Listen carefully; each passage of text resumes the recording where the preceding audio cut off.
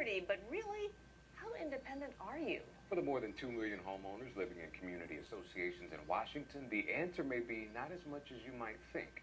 Consumer reporter Danielle Lee examines the trouble with HOAs. Danielle? David and Lori, owning a home in a community association means owning a home with a caveat. You have to follow the rules enforced and often created by a board made up of your neighbors. Rules that can be unfairly applied.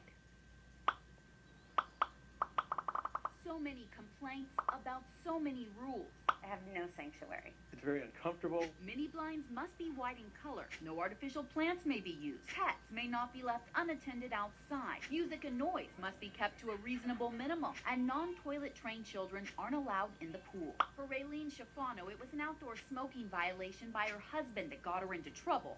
Problem is, that violation supposedly happened when the Schifanos were out of state. We can prove that we were in Utah, and they won't even look at the evidence. Joe Mendoza likens his association leaders to yard police. If 25% of your yard is brown, you're in violation.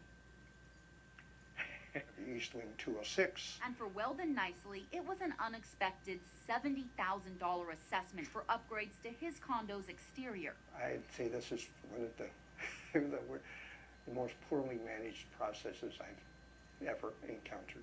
The list goes on.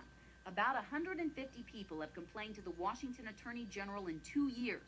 One wrote, "Our HOA is unduly trying to fine us repeatedly." Another questioned the legality of an HOA-imposed curfew for children under 18. And while the AG will collect those grievances, a spokesperson told us these complaints are not appropriate for the AG's resolution service because a community association is a private organization, not a business. So where do we go for when we are stuck? Where does the homeowners go? The answer is negotiate with the HOA yourself or go to court, a potentially pricey proposition. That's ridiculous. Lawmakers in Olympia have heard complaints about community associations for years and done nothing. They were officially warned back in 2007 when a legislative committee report cautioned the law is unclear and suggested greater protections for homeowners. Which brings us to Washington Senator Jamie Peterson. A lot of voters wonder what gives. Well, this is another one of those situations where if the voters all wanted the same thing, it would be really easy to implement. Among those competing interests is the Washington Community Associations Institute. They call themselves Washington's leading advocate for responsible communities.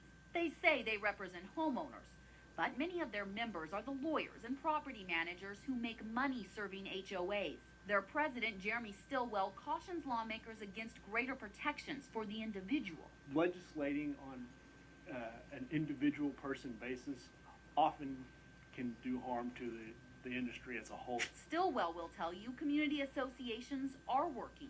65% of respondents to a recent CAI survey had a favorable view of their association. People like Melissa Schneider. It makes everything simple and consistent. But in Washington, that could mean more than 700,000 other residents have a negative or at best neutral view of their association. So, huge percentage of the residents of the state live in one of these kinds of communities, and it's a big deal if they're not working the way that they are supposed to be. Peterson is proposing a law he hopes will balance the stakes, giving associations the authority they need to maintain order, but also protecting homeowners from exorbitant fines and arbitrary rules. If you make it too dangerous for people to enforce rules, then the likelihood is that the rules won't get enforced at all. It's very, very important to rebuild the confidence and trust of the community and the board, and that we work in collaboration. While some homeowners are optimistic, others who have been stung by fees or fickle rules argue this proposed law wouldn't do enough to limit the powers of the board. There's no oversight of the HOAs. So there has to be some sort of governance to stop the bullying. What's yet to be seen is whether this legislation will go far enough to help homeowners reclaim that sense of sanctuary they say community associations have cost them. An update on Raylene. The board ultimately dropped that fine after we and an attorney helped her prove she was, in fact, out of state on the day of that violation. Peterson hopes that his proposal will pass in this upcoming legislative session So what is the takeaway for potential home buyers? Do your homework, because even if that legislation passes, this will still come down to you, and you will get a stack of documents at least this thick. And it's important that you read them and understand what it says about the rules in the association that you are looking at buying into, because if you don't, you could be in trouble. If you have a story, we would like to hear from you. You can get in touch with the Keene 5 investigators by giving us a call at the number on your screen. That is 888-K5-STORY. You can also send us an email to investigators@keen5.com. Back to you.